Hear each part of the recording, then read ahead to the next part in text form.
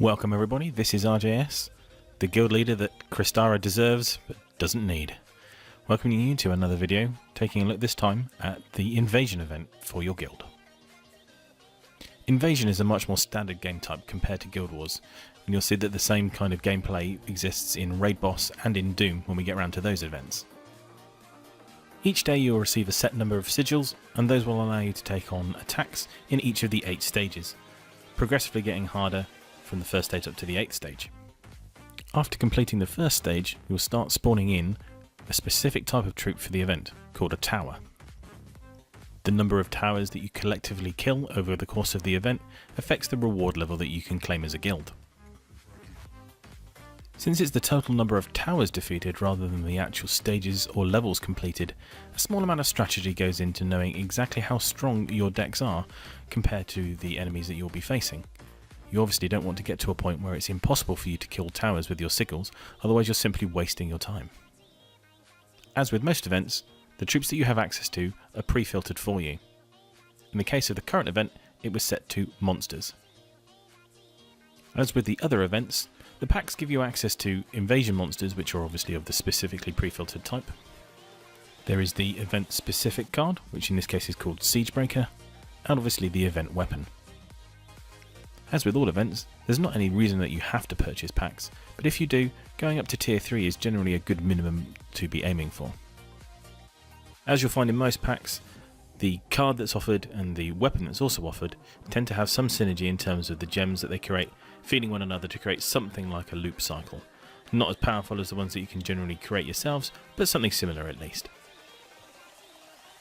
The other reason to buy packs is of course that they all give sigils, so you can use them to boost the number of attacks that you can do, especially if you're in a position where you know that you're going to be able to take lots of towers for your team. And speaking of your team, the guild tab lets you show how well your guild is doing. There isn't too much that you can glean from this particular screen, but it is useful to keep an eye on who's doing what and how well they're doing, just in case you lovely guild leaders can go and help out any newbies or any strugglers in your guild. And as always, the leaderboard tab shows you what's going on at the sharp end of the game, with the guilds who are fighting it out for the top rewards of the event. So that's a good overview of what we can expect to see in the game, so let's take a quick look about what an actual tower looks like when you're going to face it in the game.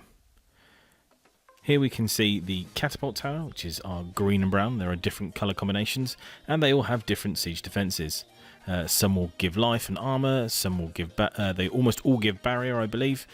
Some will do damage to a specific enemy, some of it is splash, some of it across all enemies, stun, all different kind of status effects. So you've got to be careful about looking around and seeing which towers are on the opposing team, and look to see which ones you want to take out first to protect the rest of your own team.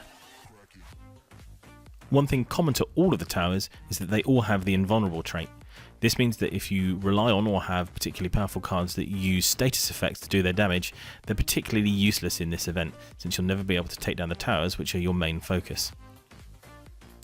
Given that the tower cards are so strong in themselves, and obviously increase with difficulty as it goes on, the Siegebreaker card is incredibly important to this event. Here you can see that the Siegebreaker card will do a specific amount of damage to an enemy, and if they're a tower they will do more depending on how many times you've managed to get the card ascended. Especially since you can get these in the packs fairly easily, you can easily get up to a legend to get 4 times damage and do big chunks of damage out of these towers. The event weapon tends to be less restrictive, usually only benefiting the troop type that's filtered for that particular event. But this does mean that it can be useful outside of the event in itself, should you be building decks of that particular troop type. So quickly, here is the end of a battle, just to show you what it's like once you've defeated a tower. And you'll see that in the reward structure, along with all the other things, you get 1 tower destroyed. You'll get this tower destroyed so long as you either complete the battle, or die, or retreat. Now this is important strategy wise, because it does mean that if you do get to a level where you can't complete and move on, that you can still at least kill the towers first. Even if you die, or even if you have to retreat so you don't go up a level, you can still score points for your team. Ultimately, of course, it's better to try and get up higher because you get more towers per battle, and the more towers you kill, the better off you're doing. And that about covers it for the invasion event. There's really not very much else to know other than building the strongest deck that you possibly can. killing the towers first and making sure that your team survives long enough to be able to do it, and then just keep rinsing and repeating and scoring as many points as you can for your guild.